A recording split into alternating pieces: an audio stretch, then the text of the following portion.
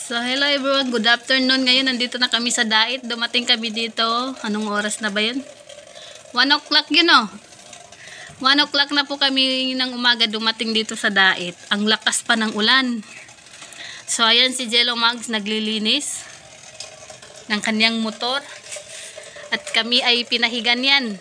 Alam niyo ba si Agimat kagabi ay nag-slide yan. Buti na lang wala kaming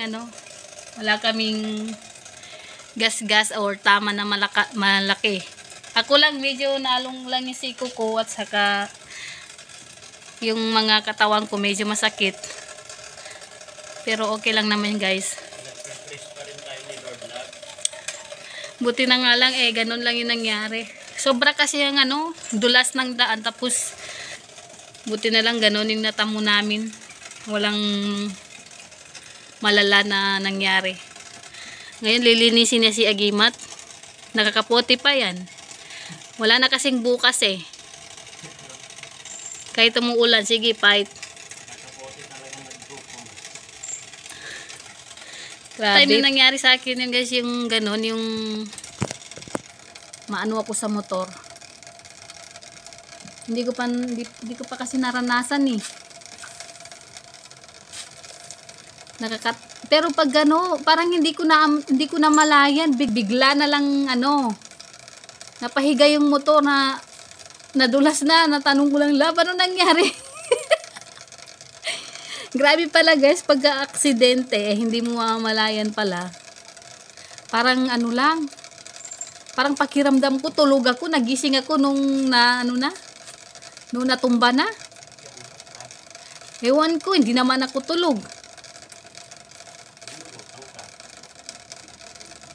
Basta pagising ko, pagramdam ko, yun na, naramdaman ko, nag-slide na kami. Alam niyo ba yung nakakatuwa guys, yung kasama ko, hindi pa niya natatawa ako. Sorry po. Hindi pa niya ang bilis niyang tamayo, nakahiga pa ako, tapos yung motor nakahiga din. Bigla-bigla na lang tumayo, sabi niya, okay ka lang love? Sabi niya, anong masakit sa'yo?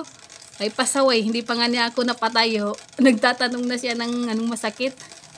Kung hindi ko pa sinabi, yung paa ko nadaganahan ng parang yata ng box. Nadaganahan yata yung paa ko, kaya medyo masakit. Tapos yung relo ko ay tawag doon, nagasgas. Pero okay lang naman, masakit lang sa katawan. Tsaka masakit lang yung nagasgas sa akin. So ayan, naglilinis ng motor habang umuulan. Ang dami namin labahan, mamaya pa laundry na naman. Kasi pagod ako at masakit yung buo kong katawan. Ganun pala yung feeling. Kaya pala yung mga na-aksidente guys, sa isang iglap lang talaga nangyayari ang aksidente. Hindi mo mamamalayan. Asan ka na? Ayun na siya, tignan niyo naman, hindi na siya makita sa Hello guys, welcome to my vlog. Welcome to my vlog. Sinabihan ko kasi na mag-overnight muna kami sa sa Gumaka. Naligaw pa yata kami. Buti na lang, dinala rin kami ni Wes dito. Hindi na kami nakadaan doon sa Sidyag. Ewan ko kung saan daan yun. Basta ang alam ko, nakauwi kami. Ayan, tignan niyo po yung Gumamela. Ang ganda. Duman tayo dito sa Sitogo.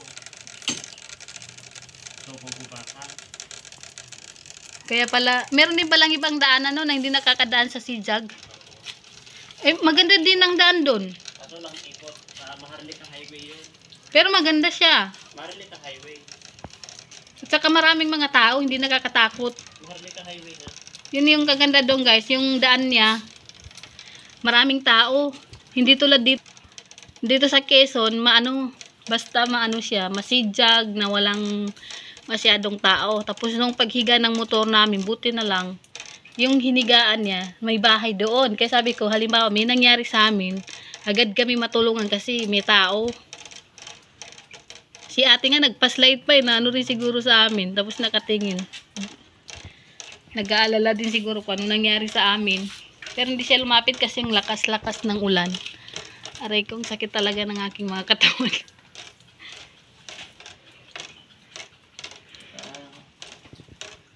Lumabas sila kasi yung busina.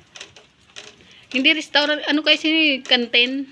Ha? Kantin yun eh. Kantin nga pero yung busina kasi, yung lakas ng busina.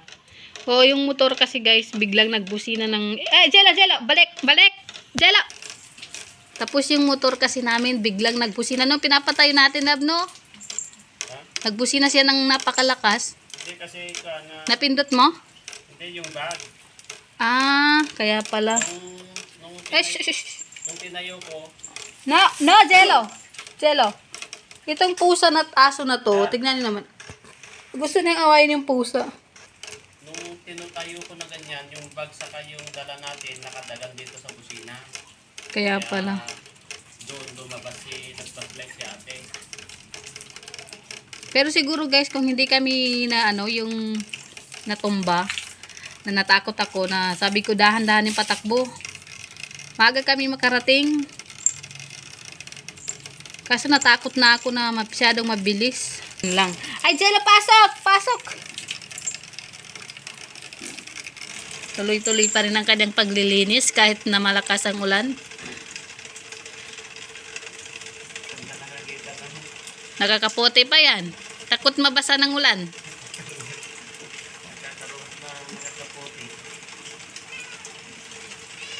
Pero buti na lang talaga yung pasalamat namin kay Allah.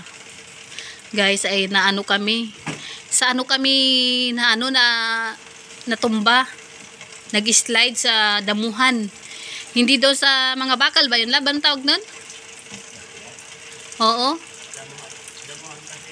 Buti na lang talaga damuhan kasi kung may mga semento,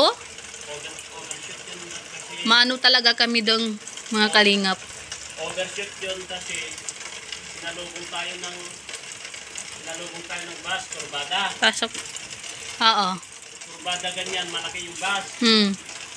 Maliwanag pa yung ilaw ng bus. Tapos, di ba nung ginilit ko, hindi naman madilisan yung takbo namin kasi kurbada yung daan. Tapos nung pagganyan yung bus, kurbada, humina sa kapangat. Di ba naman yung pangat? Pababa. Pag ganyan yata yun eh. Paangat nga muna tayo. Oo. Pag angat natin na ganyan, nung nasa gitna na tayo na gitna sa pababa, Oo. ginilid ko. Oo. Siyempre, mahinang takbo. Tapos ginilid ko, tumama yung gulong doon sa damo. Nadulas sa... Jella! Hoy! Kasama ng ugali. Balik! Wait! Takbo! Kasama ng ugali guys. Nakikita na yung pusa na kumakain doon.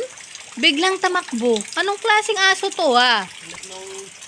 Nung pag-akyat namin na ganyan, kasi malakas yung salubong ng ilaw ng bus, ginilit ko, pero mahina na yung takbo. Tapos, nung ginilit ko na ganyan, nadulas ko itong gulong ng unahan, nadulas sa damo.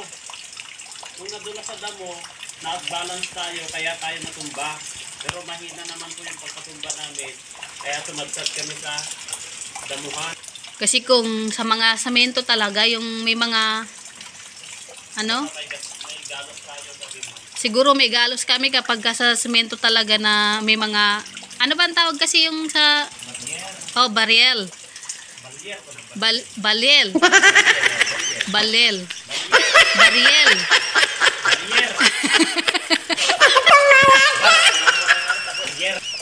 Kung sa may barrier talaga guys, talagang hindi lang gas-gas yung abutin ng siko ko siguro.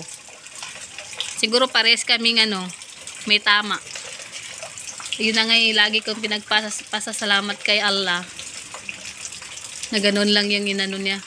Natamo namin.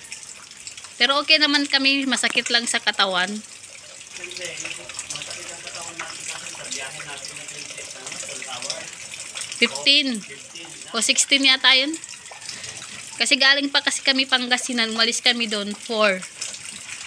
Dire-diretso na po yun. Ay, grabe.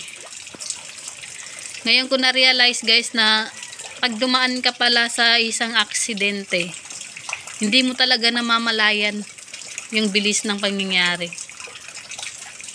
Mamamalaya mo na lang nakasadsad ka na. So, ayan po, umuulan.